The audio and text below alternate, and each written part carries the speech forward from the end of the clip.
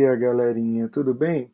Na verdade, boa noite, né? Estou aqui de noite, mas eu não podia começar a minha aula sem falar o meu tradicional bom dia. Então, a gente está aqui para começar os slides de sangue e de imunidade, né?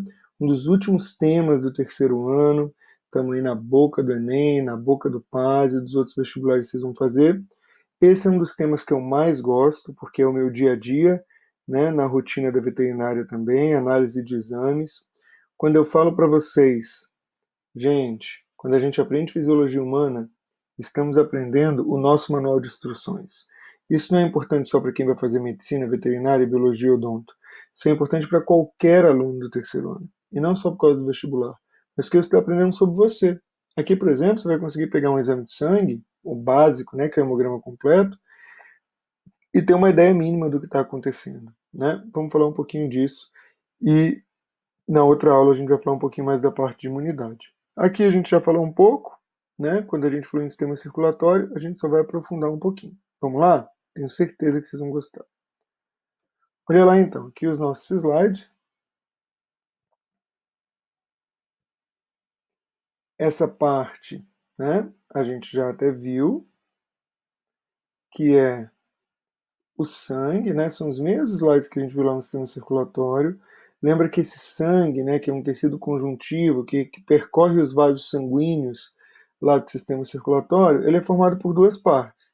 Pelo plasma, que é o líquido, né, do sangue, e pelos elementos figurados, que tem uma relação celular, né? Então, esse slide a gente também já conhece, né? O plasma, como eu falei para você, ele é o líquido do sangue, né? Ele vai ser composto principalmente por água e ele transporta tudo que vai ser transportado pelo sangue. Então lá estão os nutrientes, né, os sais minerais, as proteínas, os lipídios, os carboidratos, né? Lá também estão os hormônios que são transportados pelo sangue, as excretas nitrogenadas que vão ser eliminadas lá quando esse sangue passar no rim, né? Os gases respiratórios, a gente viu que o gás carbônico, né, quase 3/4 deles são transportados pelo plasma, né? As vitaminas, então quer dizer, tudo, né, que não tem nada a ver com célula está no plasma. E a gente tem os elementos figurados. Quando a gente fala dos elementos figurados, que é a parte celular, mais ou menos 45% desse sangue, a gente está falando dos três tipos principais, né, de parte celular do sangue. As hemácias, que é muita hemácia, gente, é muita hemácia, né? Sua grande função é o transporte de oxigênio.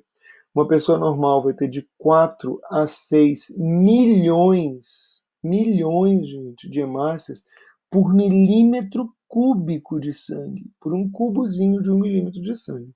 Os leucócitos, que tem a ver com imunidade, defesa, células que a gente vai entrar mais em detalhes agora, que numa pessoa normal vai estar entre 5 a 6 mil, pode dar um pouquinho mais, também vai variar do laboratório, de laboratório por milímetro cúbico, e as plaquetas, né? Lembrem que as plaquetas, elas não são células, elas são fragmentos, pedaços de uma célula, né? Vai estar aí mais ou menos em torno, aqui nesse slide, falando de 250 a 400 mil por milímetro cúbico. A gente vai ver, né, daqui a pouquinho, que eu trouxe um exame real para a gente analisar, tá? Beleza, vamos lá. Então vamos falar um pouquinho mais dessas células aqui. É principalmente o objetivo de hoje, a gente aprofundar um pouquinho nisso. Então olha lá, quando a gente fala de hemácias, lembra que essas hemácias, elas também podem ser chamadas de eritrócitos, como também podem ser chamadas de glóbulos vermelhos, né? São células no humano anucleadas, né? Na verdade, na grande maioria dos mamíferos, essa célula é anucleada, né? Só por curiosidade, o camelo ele tem hemácias nucleadas, né? Como as aves e tal, mas ela é anucleada.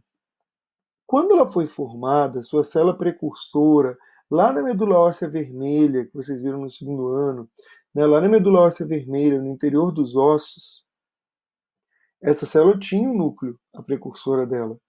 Só que vai produzindo tanta hemoglobina, tanta hemoglobina, tanta hemoglobina, que esse núcleo vai sendo, né, pressionado ali na célula até ele se desintegrar e ser uma célula transportadora quase só de hemoglobina. Aqui, né, uma imagem de hemácias no microscópio óptico, né, esse microscópio de luz que a gente tem no laboratório, e aqui uma imagem no microscópio eletrônico de varredura, que mostra, né, a sua forma, né, sem o núcleo e essa forma discoide. Isso aqui é só curiosidade mesmo. Qual é a função principal? Transporte de oxigênio. Né? A gente viu que também tem um transporte de gás carbônico, você tem a relação com o monóxido de carbono, né, que gera até uma intoxicação, mas a grande função é o transporte de oxigênio, né, através dessa molécula que está altamente acumulada, né, dentro dessa célula, que é a hemoglobina, que é, né, o nosso pigmento respiratório transportador de oxigênio, que por ter ferro tem uma coloração vermelha. Isso deixa a hemácia vermelha. E como a gente tem muita hemácia no sangue, você tem aspecto que ele é todo vermelho. Lembra, né? A gente acabou de falar, a gente está falando em torno aí de 5 milhões de hemácias por milímetro cúbico. E se faltar? Se faltar, gente, estamos em uma alteração chamada eritropenia ou anemia. Isso significa que a pessoa tem menos hemácias do que o normal, ok? Agora, gente, anemia, isso é muito importante a gente saber, porque é sempre assim, ó. Ah, a pessoa está com anemia. Oh, dá ferro para ela. Não, gente, calma. Anemia é um sintoma. Quando você vai no médico, ele faz um exame de sangue, que nem daqui a pouco a gente vai ver, e ele comprova uma anemia, ele já não vai te passar um tratamento. A anemia é um sintoma. Se a anemia é um sintoma, ele tem que descobrir o que está causando esse sintoma. Por que você está com menos hemácias que o normal? Pode ser uma falta de ferro? Pode, que é uma deficiência nutricional. É uma anemia chamada de anemia carencial.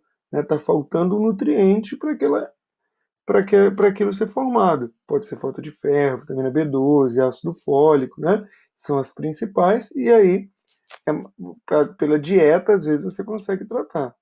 Mas você tem as anemias expoliativas, né? Por exemplo, a gente tem no cão algumas doenças sanguíneas, que nem a doença do carrapato, né? Que é a erliquiose, lá que você tem uma destruição, né? Dessas células. O cão vai ter uma anemia, porque essas células estão sendo destruídas, né? Como também ocorre na malária, né? Que vocês estudaram no segundo ano, você também tem uma anemia, porque você tem ali um hospedeiro que está destruindo essas células. Ou porque a pessoa tomou um tiro, né, e está perdendo sangue total, está perdendo hemácia. Quer dizer, uma anemia expoliativa. Você vai tratar dando ferro para a pessoa? Não. Você vai tratar tratando o agente da doença, né, ou fazendo uma reposição, quem sabe uma transfusão de sangue. Vocês viram, em genética, também no terceiro ano, a anemia falciforme. O que é anemia falciforme? Uma dificuldade no transporte de oxigênio, porque por uma alteração genética você tem uma má formação dessa hemácia. E você tem, por exemplo, anemia plásica. Seu corpo não está formando hemácia.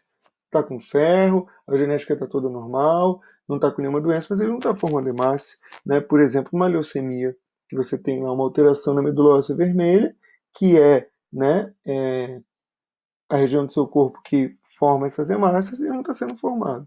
Então, a anemia não é uma doença. Ah, estou com uma doença anemia. Não. A anemia é um sintoma de N coisas aí, como a gente já citou. Do mesmo jeito que a gente tem a eritropenia, a anemia, que são menos hemácias que o normal, a gente tem a eritrocitose, que são mais hemácias do que o normal. Só que a eritrocitose, ela não chega a aparecer em nenhuma doença. Ela costuma acontecer em duas situações. Ela pode ser uma adaptação do seu corpo. Por exemplo, se eu chegar para vocês e falar, gente, ano que vem eu vou viajar, eu vou para os Andes, para altitude, que eu vou fazer uma pesquisa lá, vou morar lá um ano. Como a altitude lá é muito, muito elevada, o oxigênio, o ar é rarefeito, ok? Então vou ter uma dificuldade respiratória no início e tal. Só que o que meu corpo vai fazer? Como eu tenho pouco oxigênio disponível, ele vai aumentar a quantidade de hemácias naturalmente. Então eu vou ter mais hemácias do que uma pessoa que vive, por exemplo, no nível do mar. que não tem esse ar rarefeito. É uma adaptação corporal, essa eritrocitose, ok? Por isso que alguns corredores, alguns atletas, eles treinam na altitude, para que naturalmente o corpo deles produza mais hemácias. Aí ele vem competir, né, com mais hemácia, ele tem um transporte de oxigênio melhorado.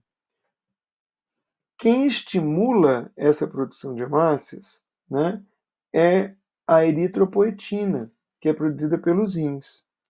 Descoberto isso, a medicina ela tem a eritropoetina sintética, que a gente aplica numa pessoa que precisa, né, de um aumento de hemácias. E às vezes os atletas fazem aplicação de eritropoetina para terem mais hemácias do que o normal, poderiam transportar mais oxigênio. Mas aí é doping, tá? Se numa Olimpíada, por exemplo, num exame antidoping, você tem o diagnóstico de uma pessoa que está com um nível maior de eritropoetina do que o normal, né, lá dentro do Comitê Olímpico Internacional, ele vai ser punido, tá? Então a eritrocitose não é um sintoma de uma doença, ela tem a ver muito com a adaptação à altitude, né? Tem aí no esporte também essa relação, ok? Aí a gente vai para as plaquetas. Lembrando que as plaquetas, gente, elas não são células, elas são fragmentos de célula, também formadas na medula óssea. Lá você tem uma célula chamada megacariócito, que os fragmentos dela formam a plaqueta.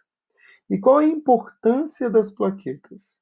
É a coagulação sanguínea. O que é a coagulação sanguínea? É quando você tem uma lesão no vaso, as plaquetas criarem ali uma barreira, né, ela vai juntando tudo, ela vai criando aí uma barreira para que você não tenha essa perda de sangue. Só que para isso acontecer, daqui a pouco eu volto nisso, tá? Só que para isso acontecer, a gente fala que existe uma cascata da coagulação. Você tem várias reações em série. Na verdade, esse quadro aqui que a gente aprende no ensino médio, ele está diminuído, ele está mais simples. Você tem enzimas que são fatores de coagulação, né? Você tem várias coisas aqui. Mas aqui é muito importante para a gente linkar lá com o primeiro ano. Sabe por quê? Porque olha só, você tem uma lesão no tecido, ok? Vamos seguir aqui. Você tem uma lesão no tecido. Beleza. As plaquetas, por conta, né, da alteração do fluxo sanguíneo, por conta dessa lesão, elas começam a se aglomerar, a se juntar. Elas se aglomeram lá, vão se juntando. Quando você tem essa aglomeração de plaqueta, você tem a liberação no sangue, por essas células, de uma molécula chamada tromboplastina. Essa tromboplastina, ela tem que reagir com uma outra molécula que é liberada no fígado, que é liberada pelo fígado no sangue, que é a protrombina. Então a tromboplastina, que foi liberada no sangue por conta dessa aglomeração de plaquetas, vai se juntar à protrombina que está no sangue produzida pelo fígado, para formar elas duas juntas a trombina. Só que agora tem um detalhe. Para a protrombina ser formada, você tem que fornecer vitamina K para o fígado. Sem vitamina K, o fígado não produz a protrombina. Por isso que quando vocês aprenderam vitamina K no primeiro ano, uma das funções dela era a coagulação sanguínea. Porque se eu não tiver vitamina K, eu não tenho essa molécula, essa cascata de coagulação, essas reações que precisam para coagulação sanguínea vão ficar quebradas. Eu não vou ter coagulação sanguínea.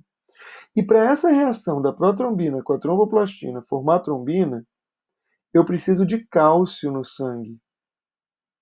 Sem cálcio, a gente também não tem essa coagulação sanguínea. Por isso que lá no primeiro ano, a gente aprendeu também que uma das funções do cálcio na sua forma iônica é participar da coagulação sanguínea. Uma deficiência de cálcio, eu também tenho um problema de coagulação, porque ela corta aqui a minha sequência de reações. Por isso que a vitamina K tem relação com a coagulação sanguínea, por isso que o cálcio, na sua forma iônica, também tem relação com a coagulação sanguínea. Aí a trombina vai pegar uma molécula que também está no plasma, que é o fibrinogênio, e vai transformá-lo em fibrina. Só que essa fibrina é como se fosse uma rede ali, né? É uma molécula que vai se juntando, ela não é líquida, né? Ela é sólida, então ela vai se juntando, vai formando uma rede. E vai fechando aquele vaso sanguíneo ali, vai coagulando aquele sangue, para que eu não tenha mais perda de sangue. Ok? Então, por isso que as plaquetas têm essa relação com coagulação sanguínea. A cascata de coagulação, que eu necessito de muito mais coisas para ela acontecer, mas ela começa com a aglomeração de plaquetas liberando tromboplastina. É como na coagulação, eu tenho que montar uma parede para o sangue parar de sair, não é? As plaquetas são um tijolo, mas um tijolo em cima do outro, com a mão você empurra e derruba, não é? Você precisa de cimento para grudar? A fibrina seria o cimento que vai ficar entre esses tijolos aqui. Do mesmo jeito que a gente viu com as hemácias, uma pessoa pode ter muito mais plaqueta do que o normal. E aí a gente está falando de uma alteração chamada trombocitose. Ela é mais rara, né? Ter mais plaquetas que o normal. Pode ser por uma doença na medula, pode ser uma doença autoimune, como eles estão citando aqui. No caso de uma hemorragia, você está perdendo muito sangue, o que seu corpo vai tentar fazer? Vou liberar mais plaqueta. Hã? E você tem a trombocitopenia, que é menos plaquetas do que o normal. Também pode ser por uma alteração de medula, uma doença autoimune com o seu próprio corpo destruindo essas plaquetas, né? Ou pode ser por infecção, por exemplo, a doença do carrapato também causa destruição de plaquetas lá no campo, ok?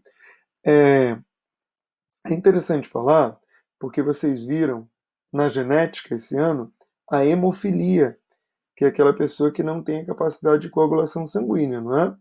Mas ela tem plaquetas. O hemofílico não tem ausência de plaquetas. Só que lembra que eu falei que aqui tem algumas enzimas que são fatores de coagulação? No hemofílico eles não vão produzir esses fatores. Ele até tem as plaquetas, mas essas reações não vão ocorrer por conta da falta dessas enzimas, ok? Mas o hemofílico tem plaquetas. Só que essas plaquetas não funcionam porque faltam enzimas para ele. E aí a gente vai para os leucócitos. Os leucócitos, também chamados de glóbulos brancos, eles são células especializadas em defender o organismo. Agora, cuidado. Defender o organismo de quê? Ah, professor, do que faz mal. Ah, professor, de doenças. Não. A gente já falou isso muitas vezes. Os leucócitos defendem o organismo de antígenos. E o que é um antígeno? É algo que o corpo vai reconhecer como estranho. A gente vai ver isso mais na próxima aula, não hoje. A gente vai ver na continuidade desses slides. Algo que o corpo reconhece como estranho. Pode ser um vírus? Pode. Pode ser uma bactéria? Pode. Pode ser um fungo? Pode. Mas pode ser uma doença autoimune? Uma parte do seu corpo. Por exemplo, no diabetes tipo 1, que a gente já estudou há muito tempo, o corpo reconhece as células beta do pâncreas como estranhas, destrói. Uma doença autoimune. Pode ser um combate a algo que não te faria mal. Por exemplo, o pólen de uma flor que não me faria mal nenhum e teve contato com minha parte respiratória, mas meu corpo reconhece como estranho, eu tenho um processo alérgico. Valor de referência de 5 a 6 mil, tá? Por milímetro cúbico de sangue. Se está acima de 10 mil, aqui por esse slide, eu tenho uma leucocitose. Quer dizer, o meu corpo está produzindo mais leucócitos do que o normal. Por quê, provavelmente? Porque estamos combatendo alguma coisa. Numa leucopenia, eu tenho uma baixa de leucócitos, abaixo de 2 mil. Por quê? Ou porque meu corpo não está produzindo, ou porque meu corpo está perdendo a batalha. E esse agente infeccioso está destruindo muitos leucócitos que não está dando tempo nem do meu corpo repor. Agora, vamos dizer que a gente pega um exame e uma pessoa está com 70 mil leucócitos. Está com uma leucocitose muito alta. Quer dizer, seu corpo está combatendo alguma coisa. Mas está combatendo o quê? Aí é importante a gente lembrar que os leucócitos são células altamente especializadas. Então existem tipos de leucócitos. E a gente sabe hoje o que cada um vai ter ação. Por exemplo, a gente tem o neutrófilo, né? Também chamado de segmentado, a gente tem esses nomes que, na grande maioria das vezes, quando os tipos de leucócito que está aumentado é o neutrófilo, estamos combatendo bactérias. Se essa célula dá aumentada, provavelmente uma infecção bacteriana. É quando o médico vai decidir, por exemplo, um antibiótico. Por que eu falo que é importante você saber isso? Sabe quando você vai na emergência e o médico te pede um exame de sangue? Você vem com o exame de sangue para ele, e ele fala assim, isso é uma virose? Se o neutrófilo tiver aumentado, não é uma virose. É algo bacteriano. Por isso que você tem que saber do seu corpo, né? Porque você precisa confrontar algumas situações. O eosinófilo e o basófilo, essas duas células, elas estão aumentadas, na maioria das vezes, em reações alérgicas. Tá? O eosinófilo pode estar aumentado, aqui ele está citando em parasitas intestinais, né? Mas é mais raro você ter um parasita intestinal que aumente uma célula sanguínea. Quando você tem um aumento de eosinófilo e de basófilo, você está falando principalmente de reações alérgicas. E aí eu pergunto para você, se o eosinófilo está aumentado, se o basófilo está aumentado, esse médico vai ter que tratar o quê? Com antialérgico, né? Com um corticoide, como a gente já conversou, né? Quando a gente falou lá de adrenal, no sistema endócrino, que é um medicamento um pouco mais forte. Mas ele não pode tratar com antibiótico, por exemplo. Por isso que é importante a gente saber esse aumento de tipo de célula. O monócito, gente, ele é uma célula que ele aumenta, ele é muito sensível, ele aumenta com tudo. Se a bactéria ele aumenta, se é vírus ele aumenta, se é fungo ele aumenta. Então, lá na nossa rotina mesmo, quando a gente tem um aumento de monócito, a gente procura uma outra célula que aumentou junto também. O monócito é raro ele aumentar sozinho. Alguma outra vai aumentar e vai me facilitar esse diagnóstico. E essa célulazinha aqui, muito legal, que é o linfócito. O linfócito ele tem a ver com a nossa imunidade, com produção de anticorpos, que é uma molécula relacionada à imunidade, uma molécula de reconhecimento. Linfócito costuma ter alteração principalmente quando é vírus, mas aí depende do tipo de linfócito. Olha só que doido, gente, que coisa específica. Estamos falando de leucócitos, que são células de defesa. Estamos vendo agora os tipos de leucócitos. Chegamos em um tipo, que é o linfócito. E esse linfócito, existem tipos de linfócitos. Olha só que interessante. Os linfócitos T auxiliares, também chamados de T helpers, que vão orientar o seu corpo no caminho de qual linha de imunidade ele vai seguir, né? Como a imunidade celular, a imunidade humoral, a gente vai ver isso na aula de imunidade, que é a próxima. Você tem o linfócito T supressor, porque você vai ter, desculpa aqui que eu vou dar uma adiantada, você vai ter o linfócito B, que vai estimular a produção de anticorpo, mas chega uma hora que essa produção tem que parar. Aí você tem o linfócito T supressor, que vai estimular isso.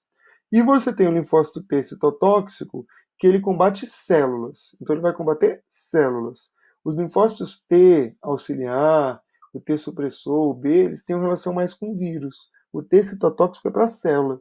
Seja uma célula externa, né? Uma bactéria, um protozoário, ou até uma célula interna, por exemplo, uma célula cancerosa, quando ela diferencia muito do normal, o próprio linfócito T citotóxico pode combater, ok? Mas não se preocupa muito com essa diferença de linfócitos, não, porque olha só, é isso que a gente vai dividir as imunidades. A gente vai ver que o seu corpo faz, qual é o caminho que segue desde que entra algo estranho no seu corpo, para se gerar uma imunidade. Para a gente entender, por exemplo, por que quando a gente tem gripe, a gente pode ter gripe várias vezes na vida, mas quando você tem catapora, você só tem uma vez. E a gente vai entender um pouco de imunidade, vai falar de vacina, vai falar de soro antiofídico, vai falar de um monte de coisa bacana. Essa tabelinha é só um resumo. Aqui, nessa coluna, é algo que não importa tanto para o vestibular, é como que eu encontraria essa célula no microscópio, a diferença delas lá no microscópio, e aqui, essas funções que a gente está falando. Agora o que eu trouxe aqui para vocês, olha que interessante. É um exame meu, antigo, até procurei aqui, que eu fiz no laboratório, né? O médico me pediu esse exame. Então, coletou sangue, né? E se fez o exame, o hemograma completo, que eu vou analisar as células sanguíneas. Então, olha lá que interessante. Aqui ele começa com um eritrograma.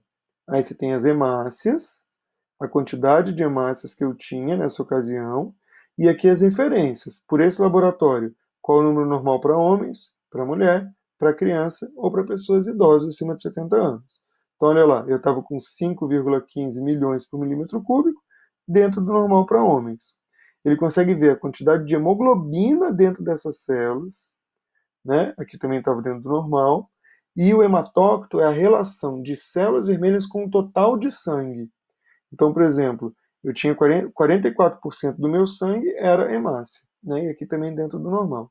Esses valores, VCM, HCM, já é o volume da hemácia, o tamanho dela, coisas que quem for para a área, né, de ciências da saúde vai ver um pouquinho mais específico. Para a gente aqui não é tão importante. Aí vem o leucograma, onde eu vou ver os leucócitos. Olha lá, o total de leucócitos, 6.260. Também está dentro do normal. Mas olha o que ele traz depois. Tudo bem, eu tenho 6.260 leucócitos, mas de quais tipos? Aí está lá os segmentados, né, que seriam aqueles de bactéria que eu falei para vocês, os eosinófilos, basófilos, mais relacionados à alergia, os linfócitos, aqui não diferenciando os tipos de linfócito, tem uma relação mais viral, e o monócito que eu falei para vocês que é mais sensível, qualquer coisa aumenta ele também. E aqui vem a série plaquetária, olha que legal, a quantidade de plaquetas, ó, 236 mil, né, também dentro do normal, e aqui também o volume da plaqueta, que é algo mais específico. Então, com esse conhecimento do terceiro ano, você consegue pegar esse exame, por exemplo, e ter uma ideia do que está acontecendo com o seu corpo. Super bacana, né, gente? E isso aqui é o que a gente faz diariamente, né? Eu tenho um cão lá que eu atendo na clínica, o que eu tenho que fazer? Peço um exame de sangue para ver se está tudo bem, se não, né? Claro que isso é o exame de sangue básico, né? O médico vai pedir várias coisas lá que ele precisa, olha lá, ferro, ferritina, aí colesterol, né? Tudo isso que a gente estudou, é porque agora, glicose lá do diabetes, agora a gente está focado nessa parte celular, ok? Gente, espero que vocês tenham gostado, que tenha sido bacana para vocês. Alguns vão ter essa aula gravada, outros vão ter ao vivo, né? A gente vai falar disso aqui também. Outros vão ter presencial. A gente vai variando aí o tipo de aula por conta dessa pandemia. Mas eu espero que vocês tenham gostado. Qualquer dúvida, me enviem, não acumulem, que eu vou ter um prazer em tirar para vocês. Beleza? Valeu! Muito obrigado, gente.